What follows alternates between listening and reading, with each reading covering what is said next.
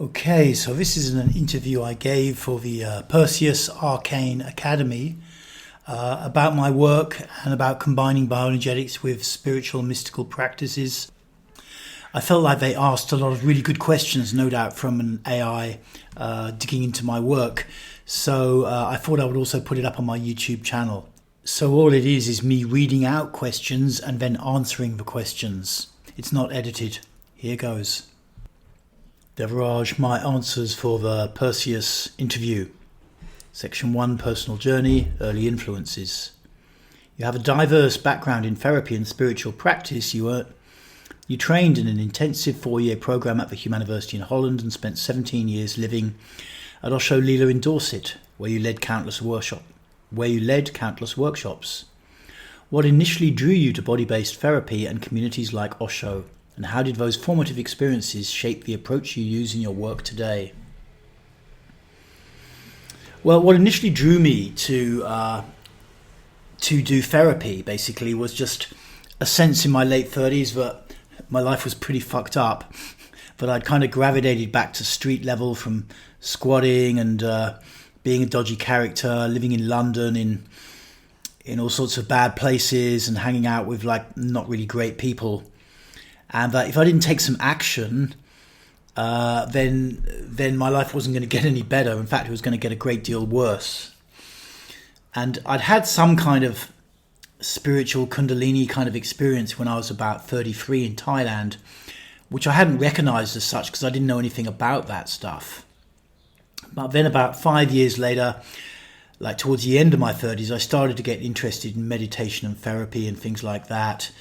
And that led me to start to seek out therapists in London. And I found a lot of it a bit mindy and stuff. And I thought, I'm way too armoured and protected for that. I need something a bit more kind of meaty and strong. And slowly I got a connection to the Osho people. And that was such a strong connection. It wasn't so much about Osho, who had already passed away by then, but more about that there was a lot of therapy around the Osho scene, and if you wanted to be part of the gang, you just had to do a ton of really intense therapy. And I was just in a place where I really wanted to make change quickly, so I jumped into that. After a few years, and also at some point moving into an Osho community, I started to get feedback that I should become a therapist, which I hadn't considered before. I was an electrician for a long time after I kind of moved away from being a bit of a criminal. And so I thought therapist, okay, it's better than groveling about in the dirt, even though it's quite well paid, putting wires in buildings and stuff like that. And initially, I was very much in this kind of very gung-ho kind of manner that I'd learned from various therapy trainings I'd been on, but I quickly kind of felt that wasn't really my way, and feedbacks I got from participants. And I began to develop a much more kind of awareness-based approach, where you really take time to be with people. Well, I'm not quite explaining it right, but where you really, don't come from a place of prejudging how the person will be as much as you possibly can. That was my kind of insight. I think possibly it was something that I may have missed at times in my own therapeutic journey. So, and I was initially running a lot of workshops to do with anger and with a lot of screaming and shouting and a very intense therapeutic approach. Also running programs at Osho Lila and stuff like that for people who lived there, in-house programs.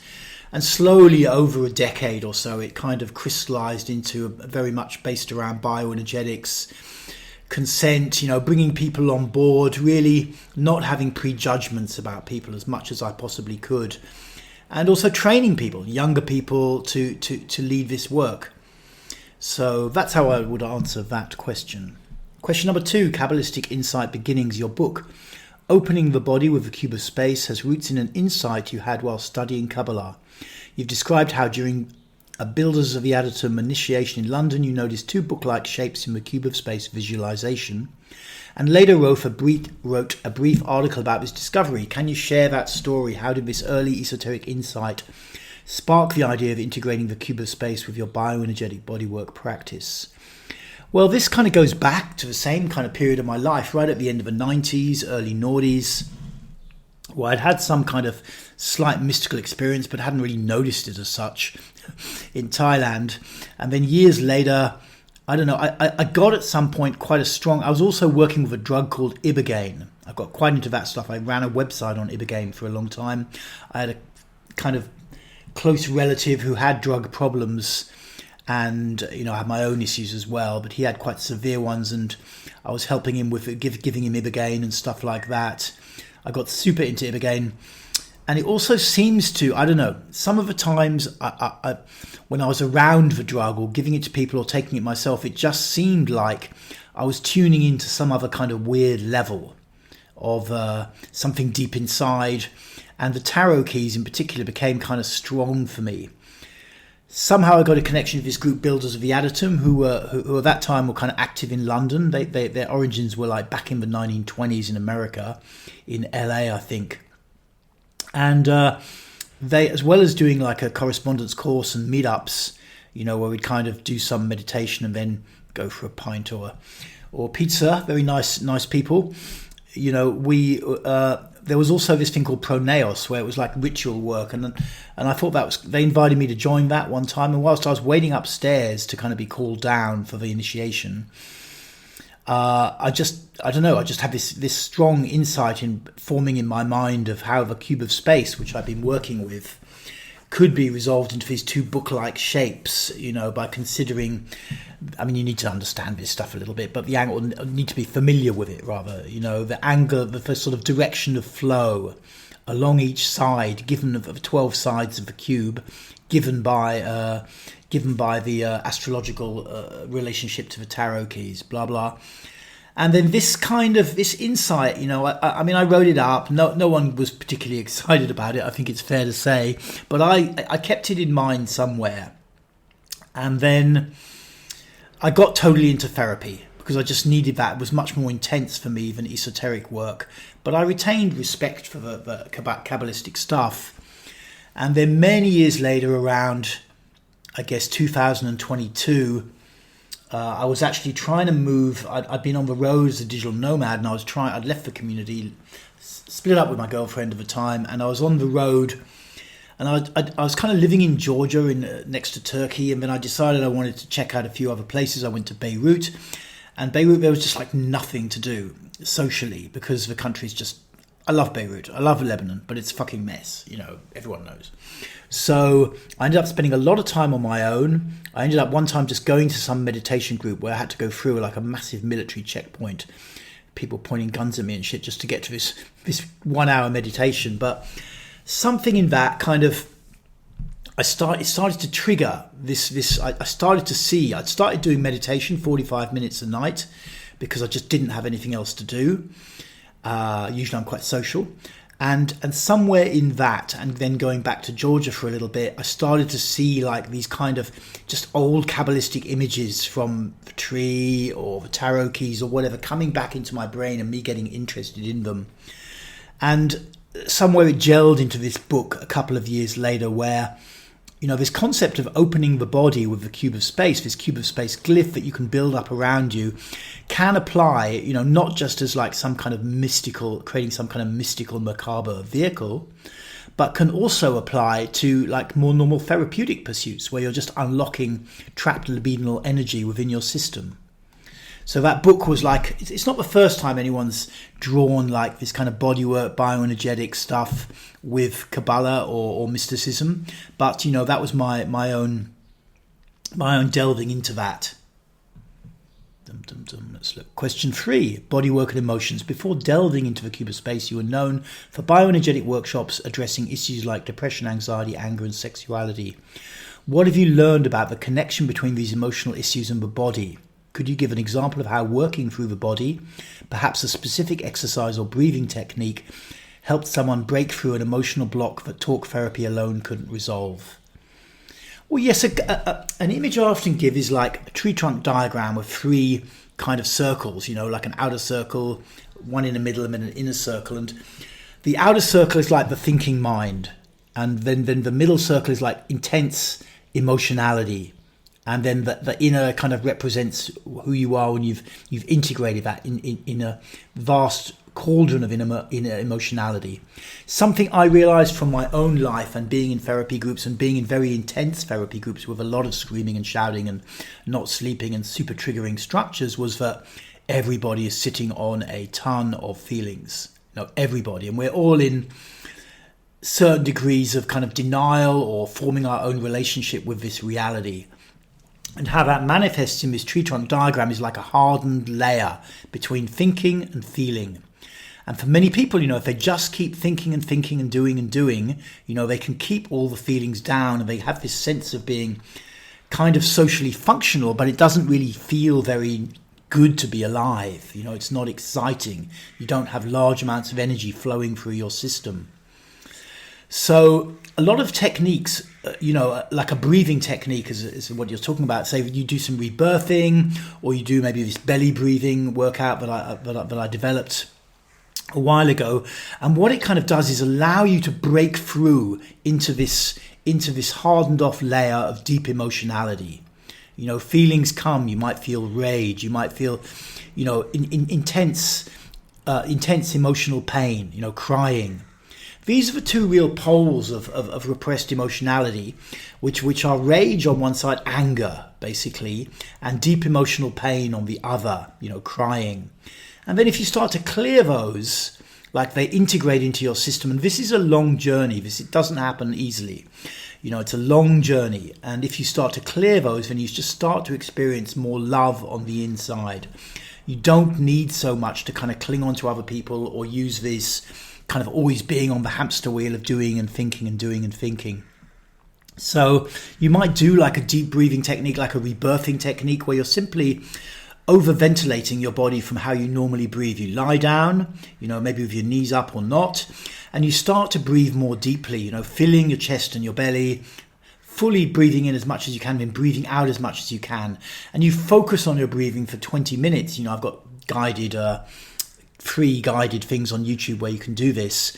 And if you focus on it for 20 minutes, it's like it starts to do it by itself, and people start to break through this layer, and you don't know what it's going to look like, but that's a way of breaking through an emotional block. Other ways can include just really trying in a certain, in a fixed situation to be angry. If other people screaming and shouting, you try to be angry, or doing like Osho dynamic meditation or Humaniversity Om meditation, something like that. There are ways you can break through, but the breaking through on its own, is useful. You've made a breakthrough, but that's just the first step, really. That's just the first step. Okay.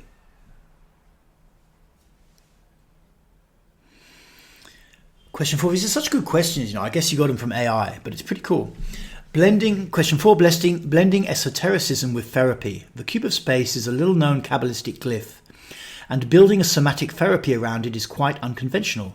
When you first started introducing esoteric concepts like tarot and Kabbalah into your therapy work, did you encounter skepticism from either the spiritual or psychological communities? How did you navigate those early reactions? And what convinced you that this blending of seemingly disparate disciplines was the right path for helping people? To be quite honest, these days I do my own thing, so, that if I feel like, wow, I just really want to explore this, I'm going to explore it.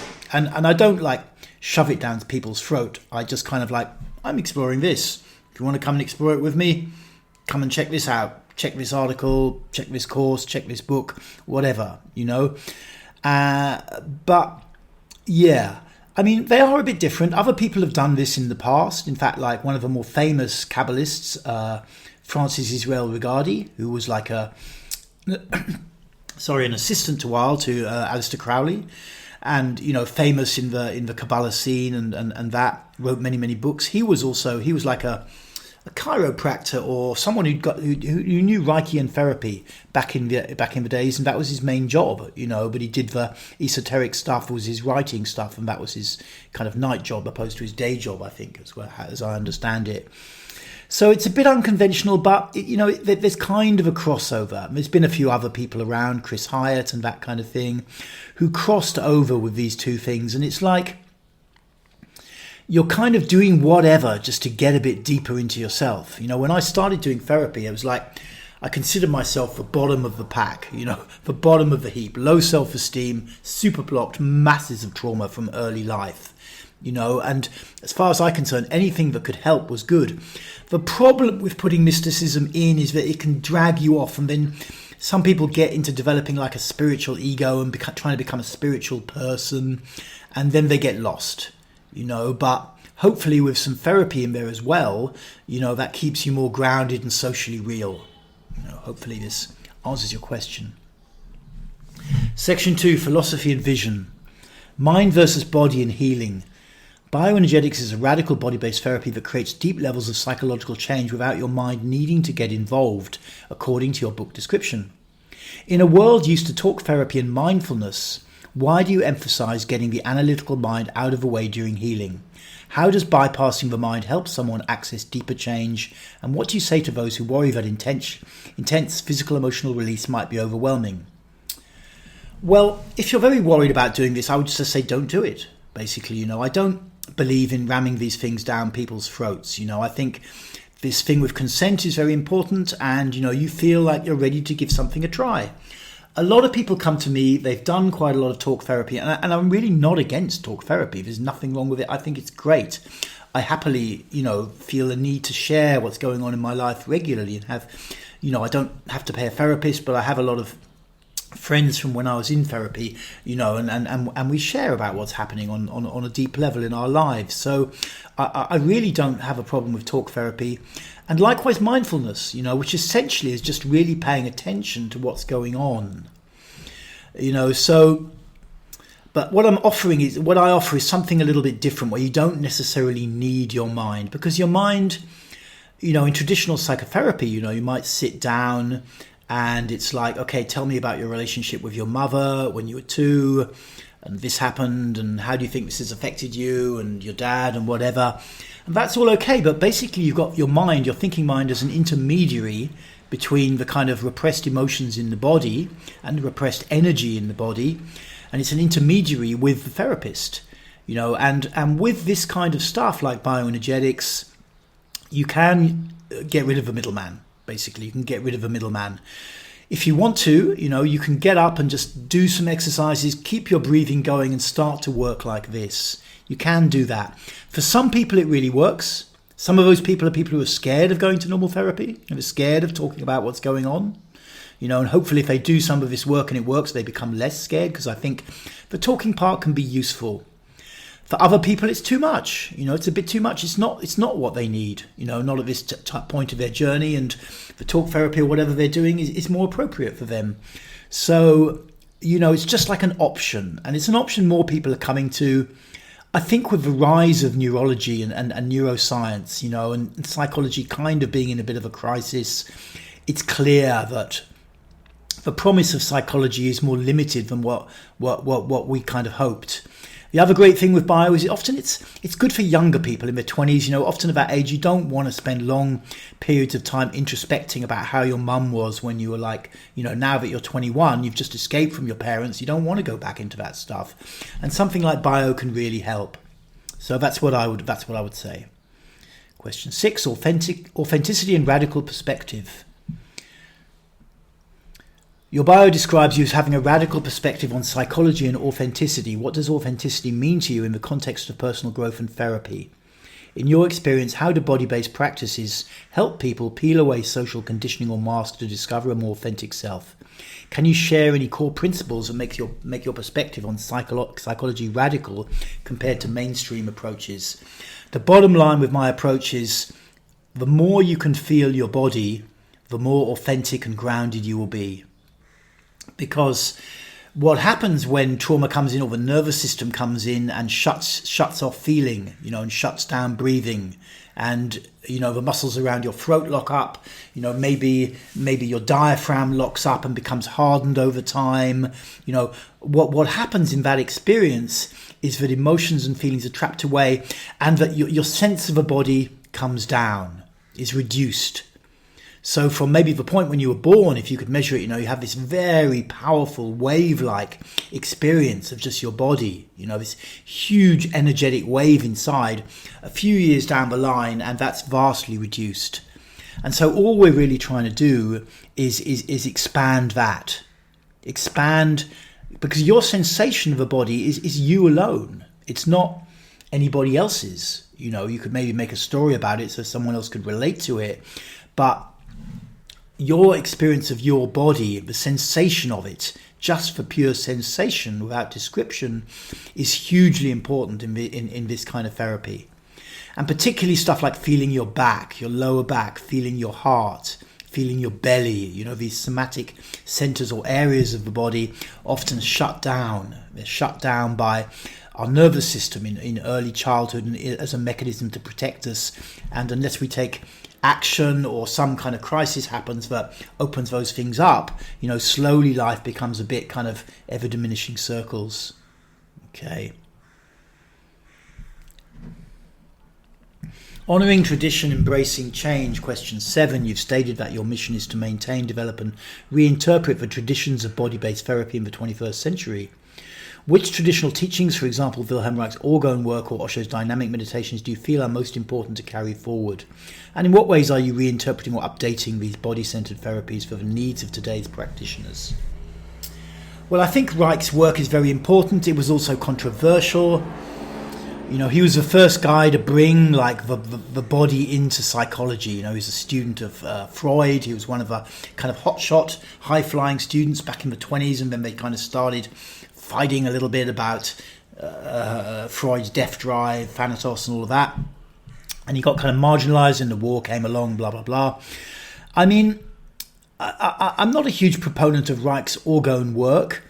You know, I don't know much about it. I think it's a good working theory. I don't have a problem with it in the way that many scientists or physicists might. Osho dynamic meditation, you know, he just took some kind of Reichian things. You know, he didn't talk about Reich very much as far as I know, Osho, despite talking a great deal. But he certainly used quite a lot of Reich's principles, I think, in his meditations, particularly, you know, in dynamic with these different stages where you're really kind of like doing some kind of blacksmith work on your own body or energy system. I think, you know, what's important is when you look at Reich, if you try to read any of Reich's books, good luck with that one. You know, I mean, if you're a super psychiatrist, academic, fair enough, but they are dense. You know, I mean, they're written in German, and then you have to get, assuming you don't speak German, you get a translation. I struggle to read Reich's work. I even struggle to read Lowen. I'm not a great reader, to be honest. So for me, it's like bringing, you know, there's a lot of really useful stuff, particularly in Reich's character structure, but it's super dense. You know, it just needs to be brought up onto street level 2020s kind of talk. So my mission is to do that. That's one of the things I really do.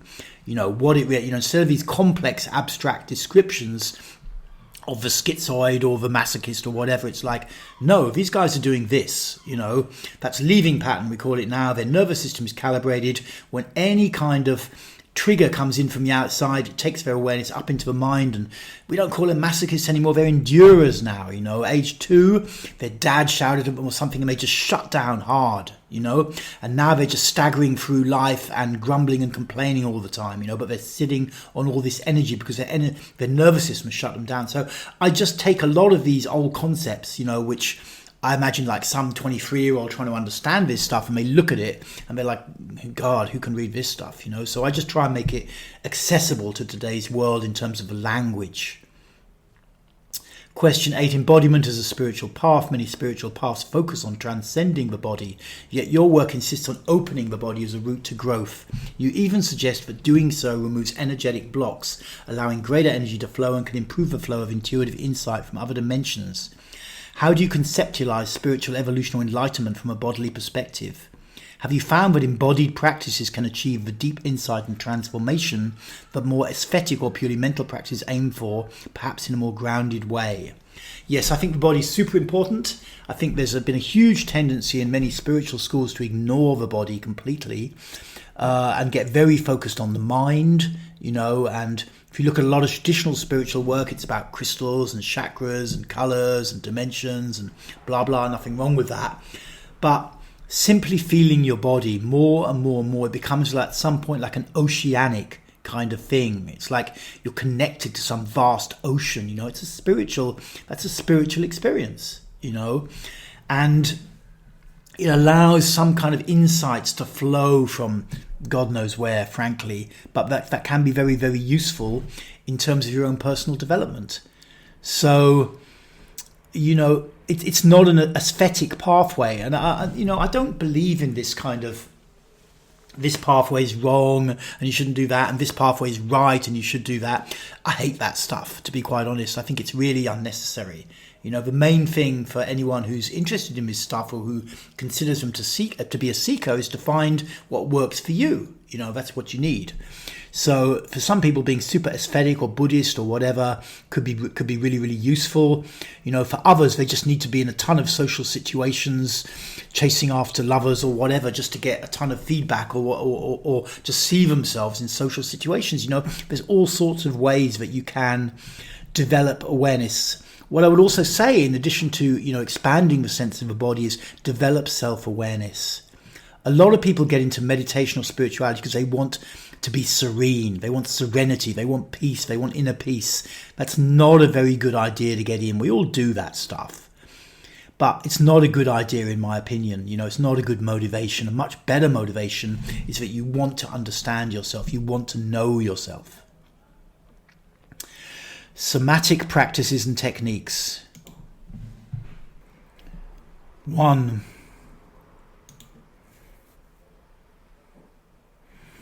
Question 11. Working with anger and emotions.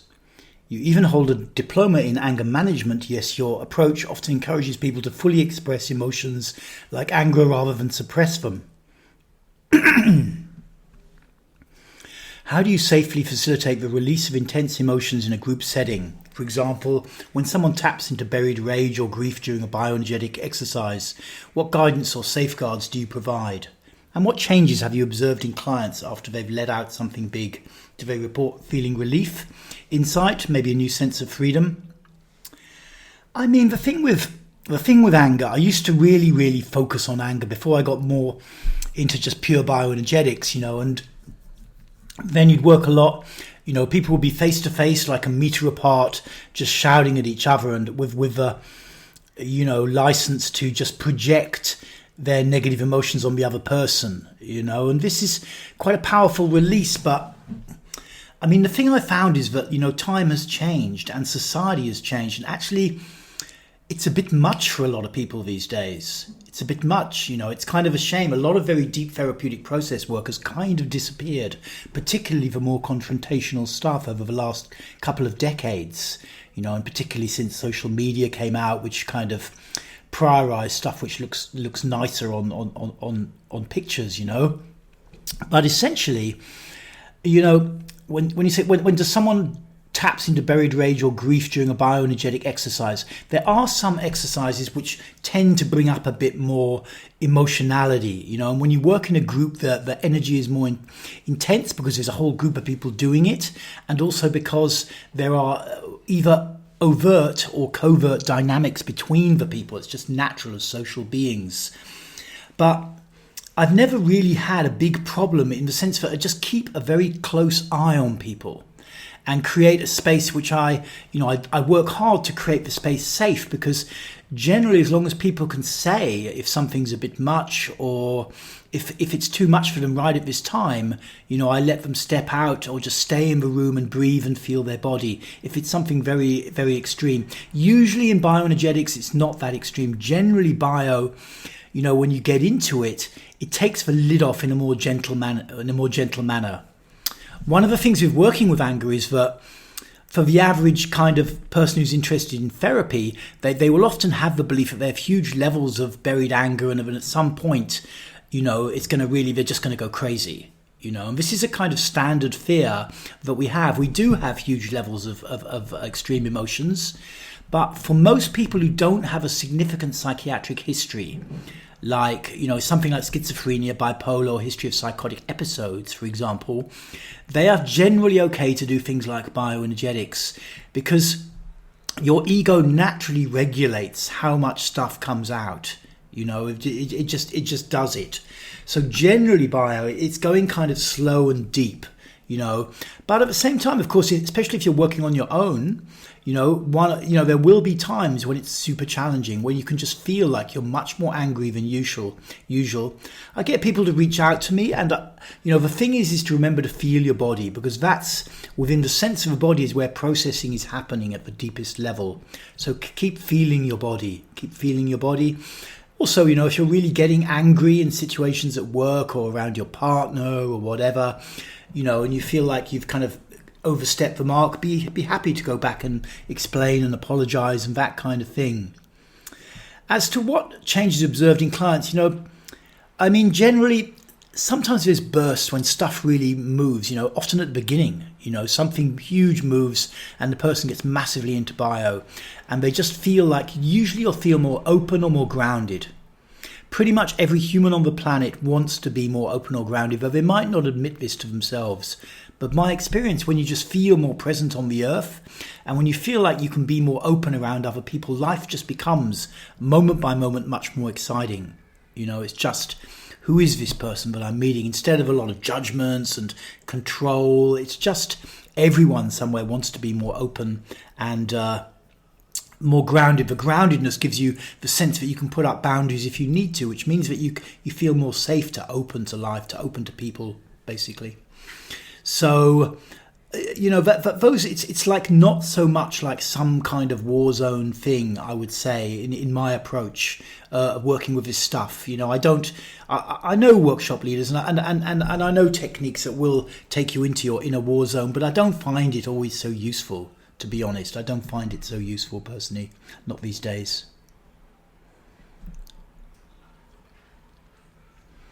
Misconceptions about body-based therapy, question 12. Somatic therapies like bioenergetics and Reichian work are still outside the mainstream. What do you wish more people understood about the value of body-based therapy? Are there any misconceptions or fears?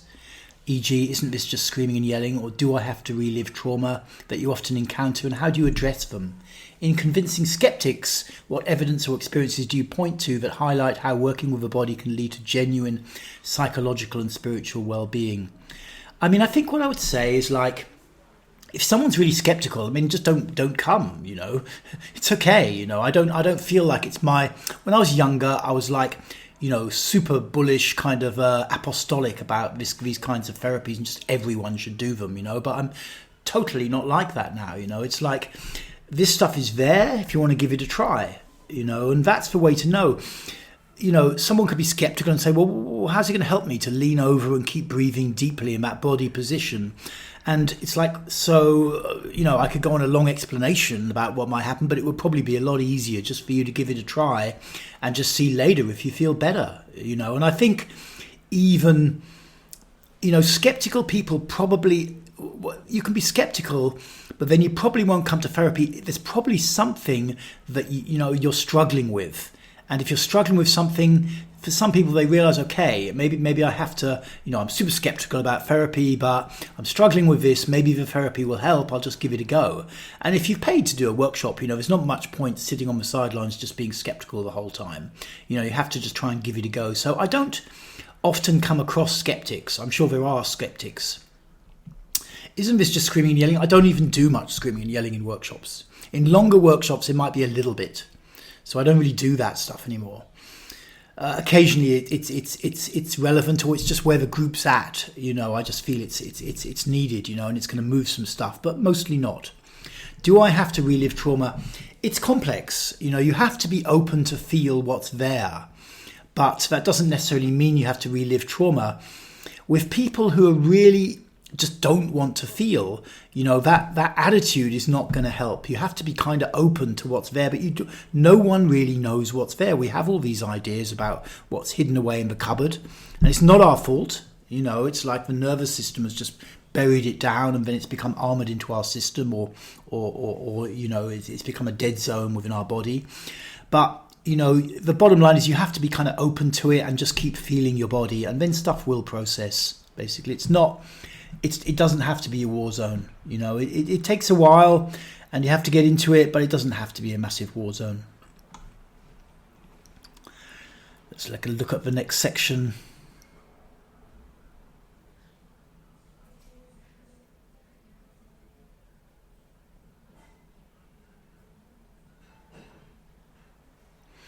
Modern Alchemy and Transformation, you describe opening the body with the cube of space as a 21st century guide to spiritual alchemy and achieving the philosopher's stone, written in down-to-earth language. In practical terms, what does spiritual alchemy mean to you? For someone on a personal growth path today, what would achieving this philosopher's stone look like? Is it a state of consciousness, a level of healing, or something else? And how do the practices you teach, the body work, the cube visualization, help everyday people work through the alchemical process of inner transformation? Okay, well, I am a believer in the Philosopher's Stone, in the sense that, when I was with Builders of the Adytum back in the old days, the guy who wrote the course, Paul Foster Case, would talk about this and give rather veiled hints about what it was really about. But essentially, as I understand spiritual alchemy, there are two processes which kind of intertwine in the body.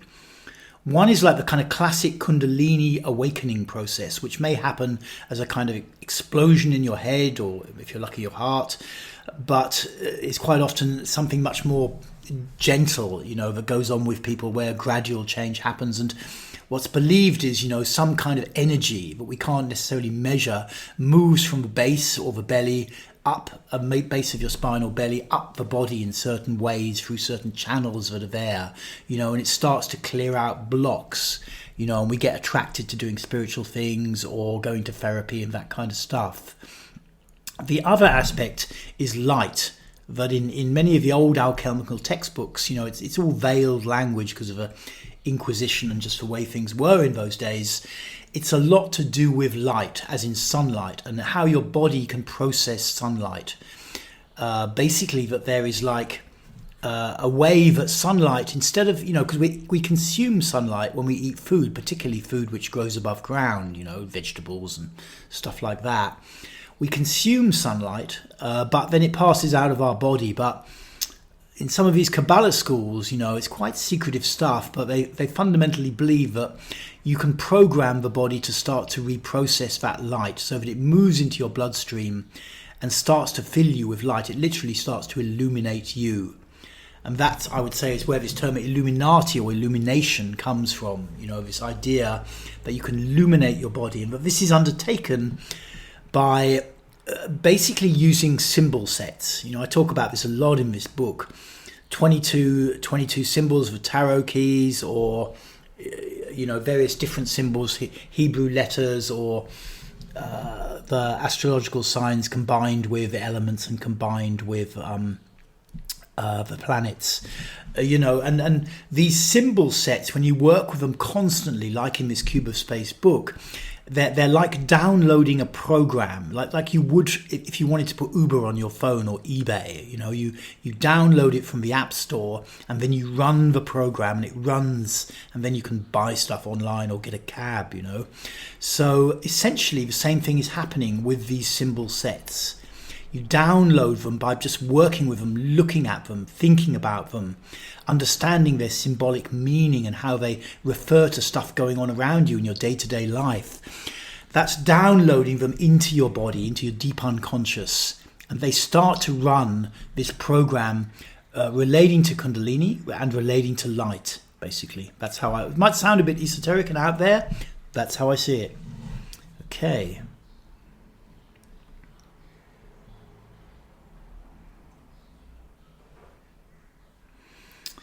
15, intuition and guidance. In your 2024 article, you mentioned that working with the Cube of Space visualization will improve the flow of intuitive insight from other dimensions or guides as per your own experience.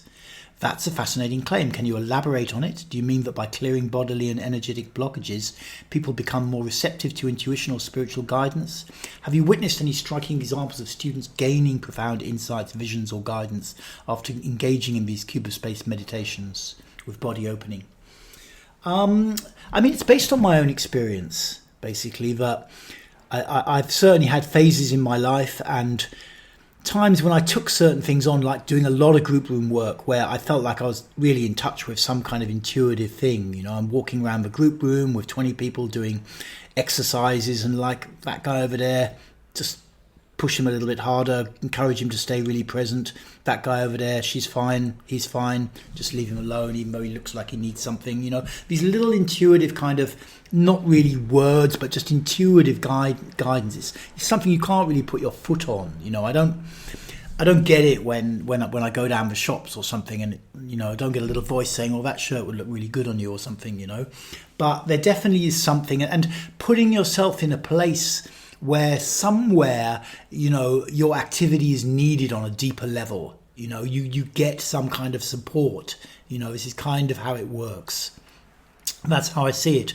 Now, in terms of students, I have only really sat book last year, and I've had a few people come to me with all sorts of insights and dreams and stuff like that. I can't really just give any out. There weren't any that was like world shattering to me, but people had insights about what was going on, maybe in something in their childhood or something in their work or relationship life that they weren't aware of. I think it definitely helps. It's one of those things that you can't really pin down. You're free to be very skeptical about it, but maybe there's something there that's useful, and maybe one day we understand this stuff a bit more. Okay.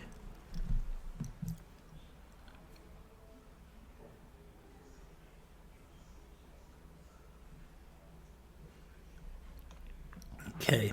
Practical integration and audience. I'm not doing all the questions here, but for beginners, grounded steps. Your book promises to explain lofty concepts in down-to-earth language. For someone entirely new to spiritual or somatic practices, what first steps do you recommend? Is there a simple daily exercise or embodiment practice from your teachings that a beginner could start with to get a taste of this work?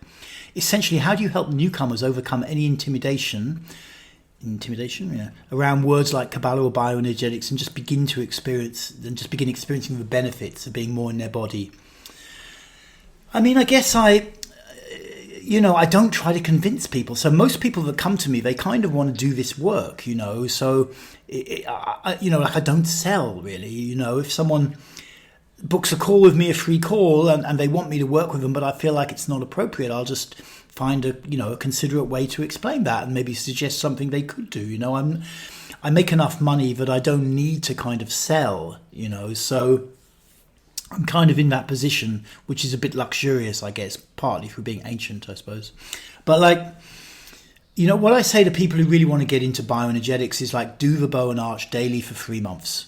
Do it daily for 3 months if you can, which means put on a 2-minute ding, bow 2 minutes, arch 2 minutes, go around 3 times. That's 12 minutes, 2 minutes lying on the floor, eyes closed, feeling your body to complete 14 minutes, I think, if my maths is right. Do that every day for 3 months, and then you'll know if bio's for you, because a lot of it's, you need a bit of discipline. There's a lot of people out there, it's partly to do with marketing and how capitalism is, who just want some miracle quick fix, and those guys usually end up spending a bit of money and probably not getting very far. But that's, just part of life in the 21st century as I see it. I like to think I don't do that stuff. So I give people something like that, an extremely boring exercise on the face of it to do every day for 3 months. But you will find out in that time if this kind of work is for you. It'll be worth your investment, and it's only 14 minutes a day. And you may notice a lot of shift happening just from that, So this whole kind of, marketing thing where it all looks like this amazing thing that's going to change everything, when you've been in this scene 25 years, just how much bullshit is out there. And I don't consider it my job to demean other people, therapists or techniques. For some people it may be absolutely what they need, but I offer what works for me, and I try to do it in a grounded way. Intimidation around words Kabbalah or intimidation around Kabbalah. If you feel intimidated, don't do it, I think. But if you're intimidated by bioenergetics, I don't know if anyone's intimidated by bioenergetics so much. Maybe, don't know. I think, like I say, people come to my work wanting to do it, basically. They don't come because I'm like, dude, you really need to do this stuff, So, I just try to be really kind of clear with people.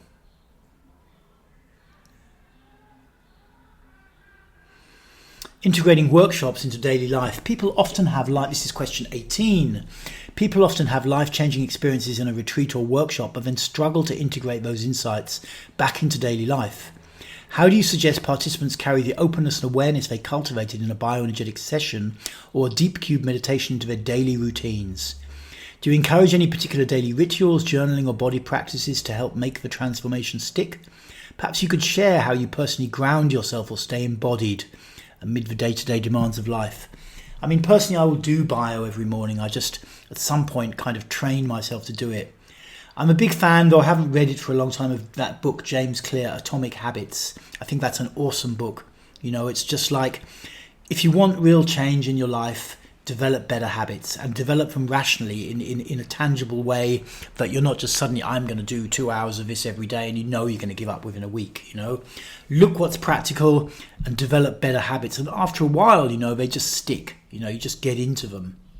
So, you know, I'll wake up in the morning feeling like in a mess or whatever, or a ton of stuff going on, or half asleep. You know, I do some bio, I breathe more deeply with it, have a cup of tea, a bit of meditation, you know, and I feel that openness and groundedness to kind of go into my daily life, basically, at least most of the time, you know, and so that's how I do it. And I recommend people, you know, if they've just come for like a 3-day, 5-day workshop, I usually give them some practices from the group written out that they already know that they can do, you know, just to keep things churning along. Because when you work with a body, it does take a while. It does take a while, and it's like it's, you know, your body is still processing when you leave a workshop, you know, so you want to keep that moving. Okay. 19. Global reach and online teaching. You've expanded your reach globally through online content. Your work has even been featured in mainstream media, and you run a popular YouTube channel with heaps of videos on bioenergetics and Reichian techniques. How has teaching these intensely physical practices via digital platforms compared to in-person work? What challenges do you face getting viewers to actually feel and embody the exercises through a screen? And have there been any surprising advantages to doing this work online? For example, reaching people who couldn't attend an in-person workshop. Yes, exactly. You know, I mean, a lot of people who are interested in this stuff are quite young, in their 20s, you know, and there aren't many therapists around, and it's a very big world. They may not have a lot of time. They probably don't have a ton of money to pay, you know, modern day therapists what they would charge, and there's hardly any of them about anyway, you know. So it's like this kind of work online can be done. You know, for me, it's been an experiment. When I started my YouTube channel around 2016, you know, people pretty quickly were asking me for like paid for content, you know, proper courses to learn this stuff. And I was initially very like, no, you can't do it like that, because I'd run so many workshops in person, you know. And at some point, kind of luckily, just before COVID, you know, I started thinking, maybe I should rethink that and just try, you know. So I created a course called The Journey, which is still online and still popular. 52 modules, you know, weekly modules of content, very, very deep, very intense. And it basically worked. I mean, of course, it helped because COVID hit and everyone wanted to do some work on themselves online and that kind of thing. But I think, you know, that digital platforms can really work. You know, they can really work because you can do follow along stuff, you know. So you put your video on or the audio on and you just follow along, you know, and the guy or whoever it is or me reminds you, or whoever's leading, ladies, whatever, they basically, they remind you to breathe. They remind you to hold the posture and to push in the little places that you need to, you know. So if you're up for it and you've got a bit of discipline, you can do a lot online. You know, I really believe that. And a lot of therapists from my generation don't believe that, you know. They're more like, it's got to be in person, it's got to be in person. But I think there's a lot. It just needs exploring, you know, it just needs exploring. And I'm hopeful with my training that I run, you know, I get more younger people in their 20s and 30s, you know, starting to lead these things out in the world, you know, and then, you know, they can take that work further. Challenges do you face getting visited, actually feel and embody the X through a screen? Well, they just follow along. Yeah. And there are surprising advantages. There certainly are advantages, you know. There's a lot of potential in this kind of online stuff. And I'm sure as AI increases, you know, there'll be more and more with this for people who really want it, you know, just in terms of, you know, getting this stuff into a marketplace. Question 20, appeal to the general public. Last question. Not everyone who comes across your work identifies as a spiritual seeker. Some might just be looking for stress relief, emotional healing, or personal development.